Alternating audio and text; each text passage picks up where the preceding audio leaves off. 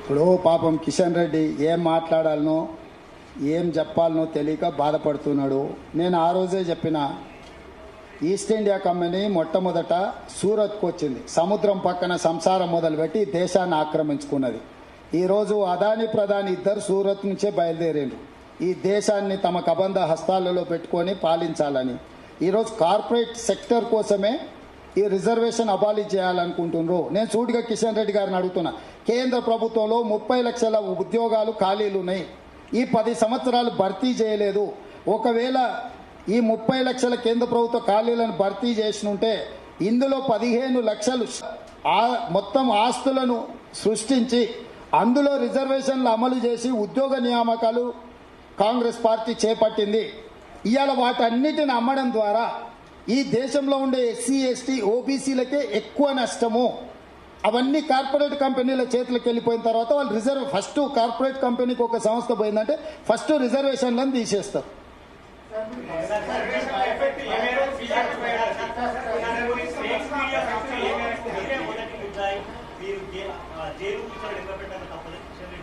ఇప్పుడు కిషన్ రెడ్డి పోకిరి మాటలకి ఏముంటుంది? ముఖ్యమంత్రి ఎవడైనా ఫేక్ వీడియోలు తయారు చేస్తాడా? బుర్రునే మాట్లాడుతురా ఎవరైనా? నేను ఇంత నిర్దిష్టంగా నేనే కూర్చొని మాట్లాడుతున్నా, నేను మాట్లాడిన వీడియోలో మీరు లైవ్ వేసుకుంటున్నారు, వాళ్ళు రిజర్వేషన్లు రద్దు చేస్తామని. ఇంకా ఫేక్ తయారు చేయాల్సిన అవసరం నాకేముంది? ఏమన్నా అంటే కొంచెం కామన్ సెన్స్ లాజిక్ అప్లై చేయండి. నేను ఓపెన్గా ప్రెస్ మీట్ పెట్టి బహిరంగ సభలల్లో yes Bharatiya Janata party RS రిజర్వేషన్లు రద్దు చేస్తుందని నేను చెప్తున్నాను. ఇంకా మళ్ళీ ఫేక్ వీడియో ఎందుకే?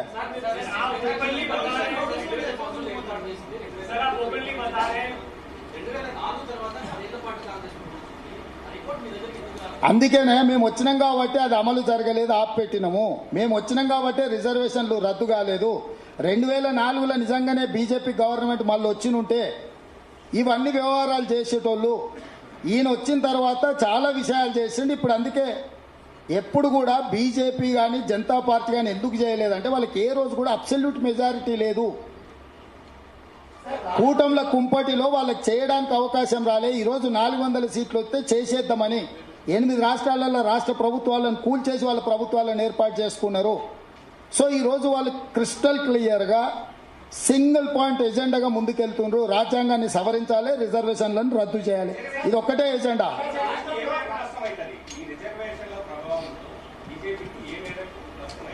అది మీరు చెప్పాలి, నాకైతే తెలుస్తుంది. ప్రజలకు నష్టం అవుతుంది, దళితులకు గిరిజనులకు బలహీన వర్గాలకు 100% నష్టం అవుతుంది.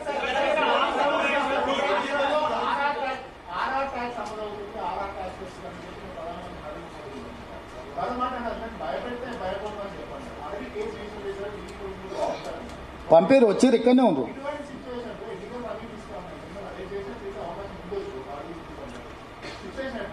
ఎట్లుంటుందా ఎదుర్కొంటా? నేను అదే చెప్పిన, ఒక ఆయనకు అనుభవం ఉంది, 10 ఏళ్ళు గట్లనే చూసింది కదా, ఆయన అడుగురు అని చెప్తాను. ఆయన కన్సల్టెంట్గా పెట్టుకోండి అని సజెషన్ చేస్తున్న వాళ్లకు. ఇట్లనే బెదిరిస్తే ఏమైతే చివరికి ప్రజలు ఏం తీర్పిస్తారు? తెలంగాణ ప్రజలు. ఇది నా మీద దాడి కాదు, తెలంగాణ ప్రజల మీద దాడి, దళితులు గిరిజనుల మీద దాడి. నేనేం నా సొంత ఎజెండా లేదు, నా సొంత మేనిఫెస్టో లేదు. నేను దళితుల గిరిజనులకు ఓబీసీలకు రిజర్వేషన్లు ఉండాలి, పెంచాలి అంటున్నా. అట్లా మాట్లాడితే నిన్ను లోపలేస్తామని మోడీ అమిత్ షా గారు అంటున్నారు. మీరు ఎటువైపు నిలబడతారో మీరు ఆలోచన చేసుకొని నిలబడి ఉండ్రి.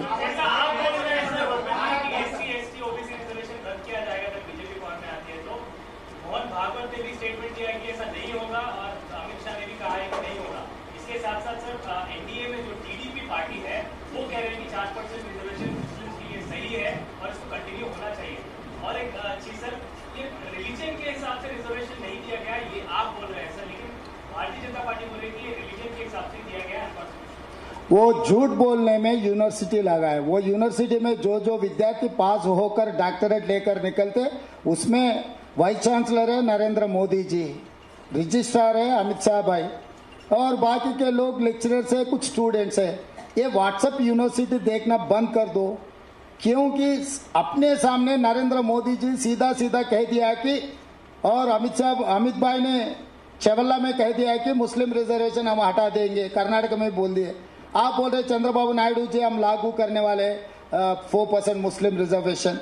अब इसमें दो अंतर, आंध्र प्रदेश के भारतीय जनता पार्टी नेता लोग बोलना है, इसके जवाब वो लोग देना है। वो लोग साफ कहे